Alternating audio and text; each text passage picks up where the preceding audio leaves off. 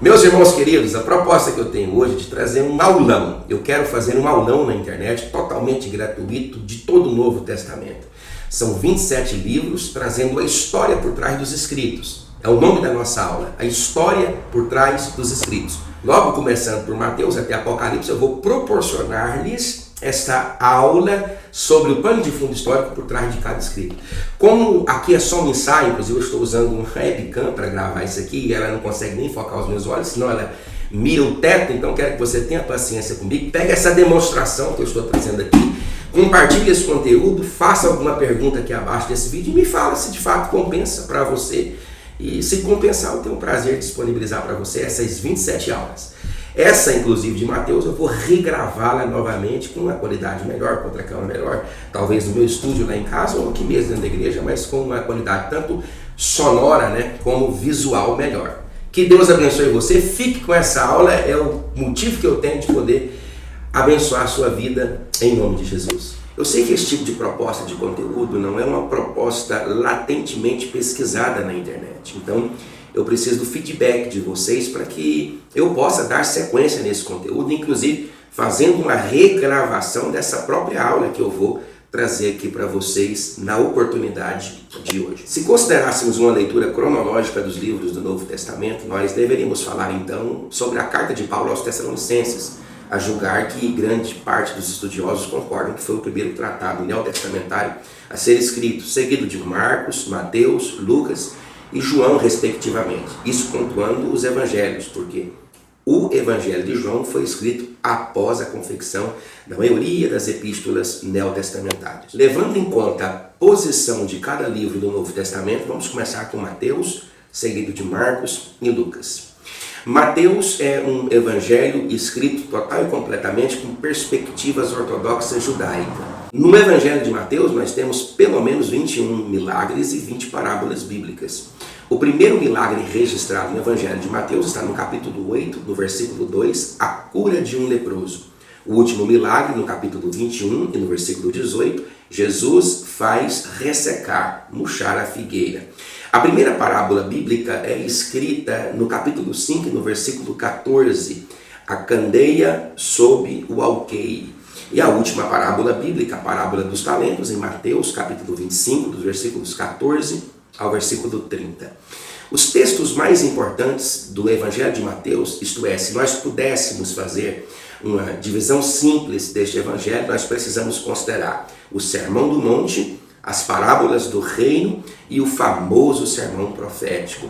O Sermão do Monte, que inclusive são porções extraordinárias da palavra de Deus, pode ser encontrado em Mateus capítulo 5, 6 e 7. De todas as importantes afirmações de Cristo aos seus discípulos, bem como aqueles que estavam ali próximo na Galileia, nós temos as bem-aventuranças do capítulo 5, versículos 3 ao 12, e nós temos também a oração do Pai Nosso, no capítulo 6, nos versículos 9 e 13. As parábolas do reino são pelo menos 7 parábolas importantíssimas. De todas as parábolas narradas por Mateus, que são pelo menos 27 delas, estão cuidadosa e sistematicamente colocadas no 13º capítulo. A parábola do semeador, a parábola do joio, a parábola do grão de mostarda, a parábola do fermento, a parábola do tesouro escondido, a parábola da pérola de grande valor e a parábola da rede. O sermão profético começa no Mateus capítulo 24 e você tem toda a leitura do sermão profético que denota tanto o fim de Jerusalém, cumprida especificamente em 70 por Tito e por Vespasiano, e também no capítulo 25, dando uma abordagem de uma perspectiva escatológica, não só para os judeus, especificamente para Jerusalém, mas também para todo mundo.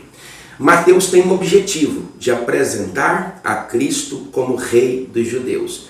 No entanto, é interessante considerarmos alguns fatos históricos que fizeram com que a narração de Mateus tivesse uma oportunidade de aplacar o coração daqueles que o escutavam. Sendo assim, nós só podemos entender essas implicações históricas se fizermos uma pequena pesquisa político-governamental para compreendermos os impactos emocionais com os quais os habitantes da Judéia, Pérea, Idumeia, Traconíades sobreviviam nos dias de Jesus. Vale considerar que a nação de Israel estava debaixo de um cativeiro geopolítico há pelo menos 400 anos, começando pelo Império Babilônico em 629 a 539. Foi o período onde Deus levantou os profetas Jeremias, Ezequiel, Daniel e, no regresso, Ageu e Zacarias. Depois temos o período dos medos e dos persas, entre os anos 539 a 330 a.C., momento em que Deus levanta Esdras, Neemias, Ageu, Zacarias e Malaquias, fazem a salvaguarda profética para ajudar os filhos de Israel no processo de reconstrução. Malaquias é o último legado escriturístico do Antigo Testamento. Portanto, entre Malaquias e Jesus, são mais de 400 anos de tormento governamental e religioso. Depois temos o Império dos Greco-Macedônios, que começa com Filipe da Macedônia e mais tarde com Alexandre o Grande, com menos de 10 anos, entre os anos 323 ao ano 330, este império devassa todo mundo e conquista todo o palmo de terra às margens do Mediterrâneo. Entre os anos 330 e 146, Alexandre o Grande, por não ter descendente, ele divide o seu grande governo a 4 generais. A Ptolomeu ele dá o Egito e a Judéia. A Seleuco ele dá a Frígia, Síria, Mesopotâmia e Pérsia. A Cassandro ele entrega a Grécia e a Macedônia, a Lisímaco, a Trácia e a Bitínia. Se nós fizermos uma leitura geopolítica dos aspectos comportamentais da comunidade de Israel, nós precisamos focar em Seleuco, na Síria, e Ptolomeu, no Egito. É interessante pontuarmos que de Alexandria, no Egito, essa monarquia ptolomaica domina a Judéia, pelo menos até o reinado de Cleópatra, a 14ª Ptolomaica, que ascendeu o trono dos Ptolomeus. Considerando também o fato que Ptolomeus e Seleucidas disputavam a carga tributária da Judéia, da Pérea. Claro que Judéia, Pérea e Idumea são cognominações que se tornaram evidentemente conhecidas a partir do governo romano, que vai ser o próximo governo a influenciar esse território. Mas foram pelo menos 5 disputas internacionais. Até que no ano 167 a.C., Antíoco IV Epifânio, agora com o poder de administrar a Judéia, tendo vencido os Ptolomeus, eles sacrificam a porca no altar do Senhor e começa uma grande revolta, a revolta dos Macabeus. A revolta dos Macabeus durou até a chegada do Império Romano, entre os anos 167 a 63 a.C. Matitias tinha 5 filhos, o principal deles, Judas. Judas, o Macabeu, lidera essa grande revolução. A revolução dos Macabeus não foi desnecessariamente uma desoportunidade, pelo contrário, eles contribuíram demais com a nação de Israel, porque livraram a nação de Israel, ou seja, a Judéia, aquela região, de uma decadência político-religiosa. Eles, por serem bem nacionalistas, eles restauraram o status de nação para a comunidade judaica. Além disso, eles impulsionaram o judaísmo a tal ponto que a expectativa de um novo Messias foi implantada na comunidade de Israel, até então sem esperanças religiosas, através do governo e da revolta dos Macabeus. Desenvolveram muito os 5 movimentos religiosos a partir da revolta dos Macabeus. Os fariseus, uma classe mais popular e maior. Os saduceus, uma classe mais voltada aos amodianos, uma classe elitizada, eram menores, um pouco divergiam de pontos cruciais como imortalidade da alma, existência ou não de anjos, fariseus e saduceus. Depois tínhamos 2 grupos que surgiram mais tarde, zelotes e herodianos, e os essênios, que condenaram todo o aspecto religioso do seu tempo e foram sobreviver em cavernas. É nesse momento que o Império Romano chega na Judéia, provavelmente entre os anos 146 a 396, período com o qual o seu império domina todo o mundo. No ano específico de 63 a.C., Pompeu marcha e conquista Jerusalém. Nós temos alguns imperadores que podem ser percebidos nas páginas do Novo Testamento. Augusto César, que governou de 27 a.C. a 14 depois de Cristo. Tibério César, que governou de 14 a 37. Gaio, conhecido Calígula, de 37 a 41. Cláudio, de 41 a 54. E o perverso, déspota e destrutivo Nero, de 54 a 68.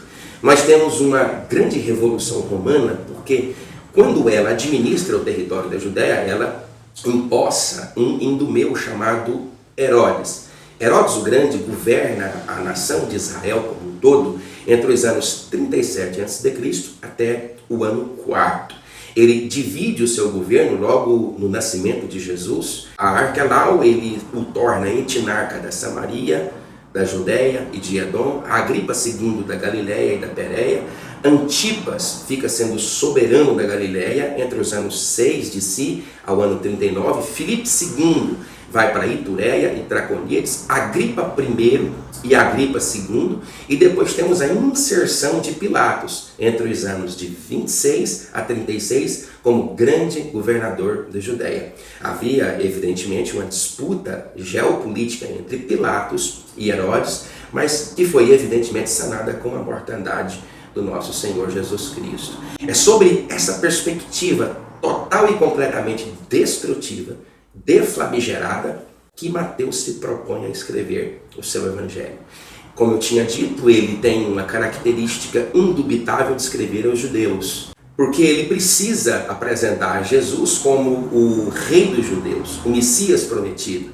Ele é o único dos autores dos evangelhos que cita costumes judaicos sem explicá-los. Uma curiosidade, por exemplo, que caracteriza Mateus como um legítimo judeu, falando legítimos judeus, é que ele não usa o cognome Deus. Pelo contrário, ele coloca nas parábolas do reino, por exemplo, parábolas do reino dos céus. Os motivos são óbvios. Quando os filhos de Israel voltaram do cativeiro babilônico e que foi inserido o aramaico, o nome de Deus foi escondido, com medo de que as pessoas o proferissem de forma errada. Tanto é fato que o seu nome, o tetragrama, Yud-Rei, Vav-Rei, é um cognome praticamente impronunciável, mas que transmite a ideia de eterno. Mateus tem profundas dificuldades de colocar o nome de Deus como nós lemos nas Escrituras hoje, porque ele está falando para judeus que preservam indubitavelmente a fonética de seu nome, que era impronunciável. Tanto é fato que quando você pega alguma literatura judaica, como por exemplo essa que está aqui, você percebe que o nome Deus é colocado D-us. Então, exatamente para preservar a cultura do primeiro século da era cristã, que Mateus utiliza reino dos céus e não reino de Deus. Como seu objetivo é apresentar a Cristo como Messias ou ungido, ele aponta dentro da genealogia de Jesus uma linhagem real que o aponta a Davi até Abraão. Diferente, por exemplo, da genealogia de Lucas, que aponta Jesus até a figura de Adão. Fazendo a inserção na genealogia de Jesus do patriarca Abraão e do monarca Davi, ele está mostrando para as comunidades de Israel que Jesus é o legítimo herdeiro, o Messias ungido, o filho de Davi. Inclusive, das 61 aplicações veterotestamentárias inseridas no Evangelho de Mateus, você tem pelo menos 5 inserções indubitáveis apontando Jesus como filho de Davi. Mateus capítulo 1, versículo 1, Mateus capítulo 9, versículo 27, Mateus capítulo 12, versículo 23, Mateus capítulo 15, versículo 22, Mateus capítulo 20, versículo 30. Também nós temos algumas apontações indubitáveis no Evangelho de Mateus, mostrando que Jesus é o Messias prometido do Antigo Testamento. Você pode ver isso em Mateus capítulo 2, versículo 17 e 18, Mateus capítulo 4, versículos 13 e 15, 13, versículo 35, e Mateus capítulo 27, dos versículos 9 ao versículo 10.